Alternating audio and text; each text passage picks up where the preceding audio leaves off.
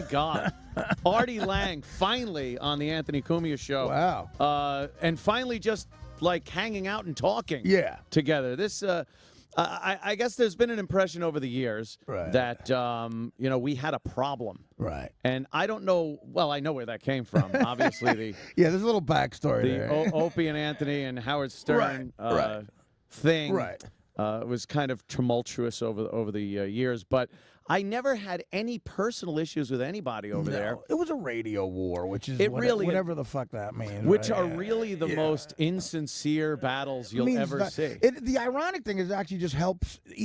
People help each other in that situation. Yeah. You're helping your supposed enemy. I'll give you first of all, I am excited to meet you. I think you're a real talented guy. Thank you, Warren. And I do respect your stuff. I'll give you my background, and then we'll get into this of how I came to know of you and Opie and your show. Of course, I grew up a Stern fanatic, and I grew up in Jersey, North Jersey, and I'm sure, right. So I started listening when I was 13. Like the job I ended up getting on that show in my neighborhood, it's better than becoming a U.S. senator. I mean, literally. No shit. I mean, I moved to California to do a lot of show business stuff. While I'm in L.A. is when you guys got prominent here, okay? Mm-hmm. And I had friends even though they were construction workers, blue-collar guys, I trusted their opinion on comedy to the letter because we all had the same sense of humor. All Stern fanatics. The first time I ever heard this come out of my friend's mouth, I'll never forget, my friend Anthony, actually, said to me, dude, there's guys in New York on the air in the afternoon on NEW that are Howard-type funny. And I never heard that come out. He goes, they're actually like, Howard in the Morning, and these guys are the same deal. You laugh your ass off. They're funny as hell. And I said, okay, that's the first time I heard your name. And I said, well, I got to check them out. I come back. When I come back, get on the Stern show. Then all this fake radio bullshit happens, and I just never get a chance to catch up on it.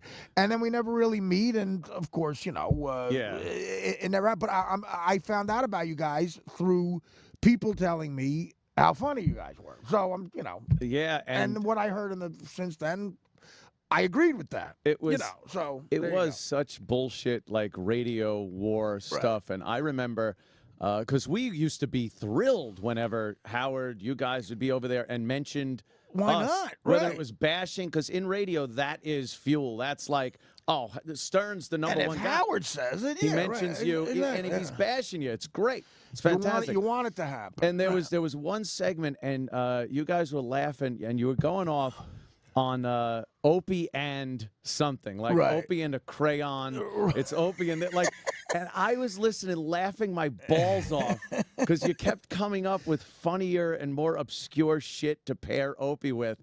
And I thought it was hilarious. Right. And the fucked up thing was you could never just say that on the air. Like, God, that's funny. Right. You're a ball washer. You're going to start kissing Stern's ass.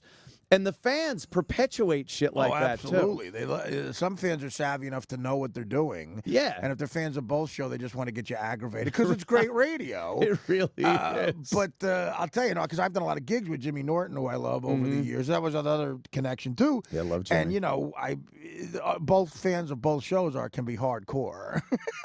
I've never seen a group of people like that are so nasty at times. It could be, you've been out really, to the gigs. It's brutal, man. It's brutal. Really be nasty. And now, keeps you on your toes. It keeps you sharp, Obviously, you go through so much stuff in your life that any normal human being, it would be very personal. Yes. And it's laid out there for the world to see. Right. And to not the most sympathetic audience. No, you're right. Absolutely. And that's got to make it more difficult to try to recover from those things. Yeah. Well, I used to do that show, and then, you walk out in the morning on 6th Avenue at 11 a.m., and, you realize you just told 20 million people that you did coke off a hooker's ass when you were 18 or whatever happened. And, you got literally cab drivers and truck drivers are stopped at lights going, Artie, you are fucked up.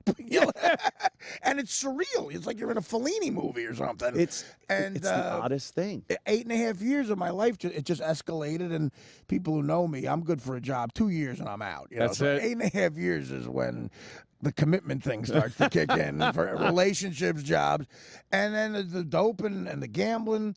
There was always a camera on me. I'm thinking, like, God forbid I ever had commit another crime, and they're doing a character thing with me. The footage of me. There's hours of footage of me on the Howard Stern Show talking to my bookie on a cell phone. Really? Because that's what I would do. That's what you were doing? Sometimes during the news, I would call in a bed. And, like, the camera's on me the whole time because that TV show, they just always took footage of you. Yeah. And I realize I'm either talking to a bookie or yelling at a girlfriend or something, and it's all on. And it's all out there for everybody to see. Or telling a Coke dealer to meet me at a gas station in 2 hours. But you've had some, like, obviously, in the Stern Show is one of them, really good gigs that you would think that type of, and I know success can't make you fucking happy, especially if you're prone to depression or anxiety, things like that. It's very complicated. Yeah, no shit. You get a job. You're right. Any normal person. Why don't you just fucking stay there? Because I could have written my own ticket. I was making money on the road, but I had to self-destruct. Where does that come from? I wish I knew, man. I wish I knew. Believe me, I'm not the most stable individual myself. I've been told, I skip through life with my shoelaces untied quite a bit, and but you're successful. I mean, at a certain level, so am I. You're like, sure. It really is a paradox. You don't. I'm an overachiever. I mean, if my high school guidance counselor who's dead now, he got shot in the head in a hunting accident. But if he saw my tax returns the last 15 years, he'd faint. Right. There's no way you've made this money. No one, legally. Yeah. No one expected, you or like me too. Right. Obviously, I dropped out of high school. I went into the trades, doing air conditioning and I was loading trucks, And yeah. I just took a shot at comedy because there was nothing else to do. Looking back, would have been a tortured life of blue collar manual labor. You see the guys like that were on for you on the docks, and then for me it was sheet metal work, and they're on these job sites and they're into their 50s and stuff, and it's sometimes real work. 60s, right? And you're looking, going, "There's no fucking way I'm gonna be that guy." No. And the only way out, because you fucked up everything else, school and stuff, the only way was some type of entertainment, which is like winning the lottery. Right, and then you win that lottery, and then you start burning bridges. I do a joke now, but my agent goes, well, my new agent was like, well, how many bridges have you burned in this business? And I'm like, you know what? Technically, one time, I think at a crack house, I burned Todd Bridges. That's literally burned a I burned a guy named Todd Bridges. No, so then you get that dream, and you don't do sheet metal, you're not loading drugs, and then you start to fuck that up. And you start to fuck that up. Right. How the hell does that happen? It doesn't make any sense. I don't know. And now, especially in 2015, now there's a whole new way to fuck shit up. Right. That's social media, political correctness, being in comedy. Yeah. I was talking to yesterday on the show, and it was it's like comedy was the last bastion of hope. Yes. To stay away from this political correct bullshit. They were kind of immune to it. And it's now, the direct enemy of it. Yes. The definition of comedy is to cure people who are uptight and make them laugh, and that's what political correctness is, being uptight about stuff, And then, obviously, I got tossed out of Sirius XM. Right. And you had a few issues with tweets and stuff where people they want to fuck you up. Right. They want to get you in trouble. Yeah, and it just takes a couple of people, and, I made the joke. There's a beautiful black woman on ESPN, and I said, look, I'd love to dress up like Thomas Jefferson and fuck her. I don't think there's anything wrong with it. There's nothing wrong with a slave owner fucking a slave. And I pointed out, she in the scenario, she gets free. Right. And I only come when she gets free. She gets free, and I don't and ejaculate. I think fucks you in the ass or something with a strap on or something. Right. It was fantastic. It was actually a romantic thing. And it was completely... Yeah. No more. I'm Thomas Jefferson, and you're my slave who whips me till I come. No more. Yeah, there it is. Oh, that's the tweet. Yeah. That was the no more. But now shit like this Yeah. is what now gets people jammed up and thrown out of their jobs and Right. sullies their reputation. Yeah, and I love how people on Twitter pretend to be offended by stuff. They're the meanest people. I announced an engagement on Twitter once. I thought it'd be a sentimental thing. The first tweet back, the first tweet back, it said, "Eat a dick, fatty." That was the first. The first one. I said, I met the love of my life. I'm getting engaged. The first tweet was, "Eat a dick, fatty." Right before any congratulations. My nickname amongst my fans is Obese Witherspoon. That's a real thing. And I'm supposed to worry about being, like, mean with them? Yeah, eat a dick, fatty. That's not no shit. There it is. 15 favorites, 6 retweets. What a fucking prick. Brian Goddard, you dickbag. It's amazing to me how you guys found that. the evilness of some of these people. Yeah, I got to worry about offending them. Fuck you. It is a double-edged sword. You know, Yeah. you want to cultivate a passionate audience, don't you? Yeah, and I mean, your instinct is to get mad at them. Like, you go, what the fuck did you ever do in life? You're yelling at me. Yeah. I'm trying to entertain you, asshole. Sorry. When I realized doing radio that during those slow news days is when you really pour your shit out there. It's like It's like open God, mic. there's no stories today. I guess I got to delve back into my childhood or my fucking teen sex life or you know, some drugs or drinking or something like that. You've never held back about. Well, you know, it's funny.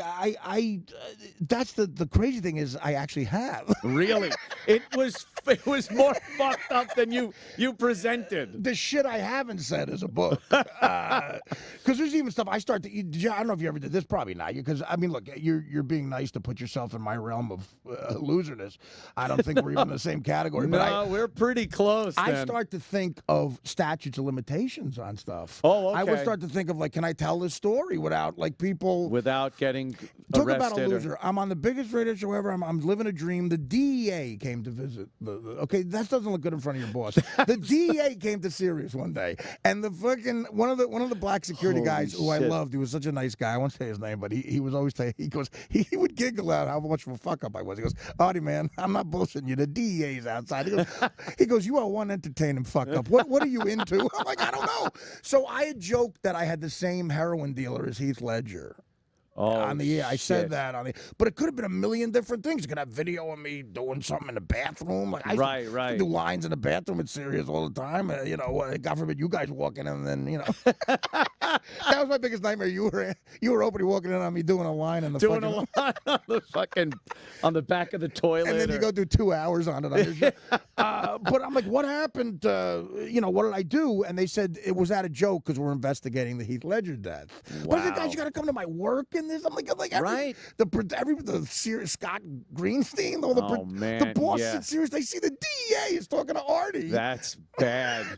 And then they go, "Oh, we wanted to be a big fan." One guy had my book. I signed the book that I wrote. That's what it sounded like, an excuse to come up and talk to you. They wanted to see the studio, I think. Yeah. You know, I'm like, "Well, guys, you're fucking me over here." I'm like, "You know, that's a joke." I said in the bit, I said, "Yeah, Mary Kate Olsen was our heroin dealer. She was on her way to." I wonder if she got a visit. Right, I'm kidding. I hope so. Wow, that is fucked up. Yeah. I don't think I ever told that story. But the shit I held back. That's probably if I tell that story, I might get arrested. Wow. You put out what, 2 books? 2 books, yeah. 2 books Both that did very well. The first was #1, yeah. Yeah, and you really open up in those books. Right, right. But no real solution to what's it's always both have sad endings. Yeah. Both are like, look, as I'm writing this last chapter, I'm currently under indictment, and I don't know what's going to happen. Bye. Read the next one. Yeah, well, I guess it's a good teaser. The next one I thought would end better, and it didn't.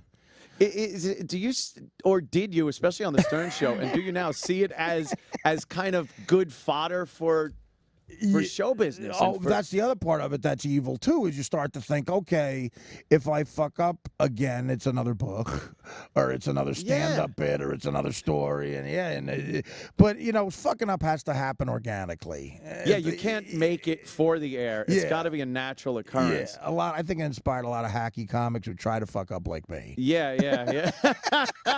Don't try it unless you're a professional. Try to be an actual writer. Think of something.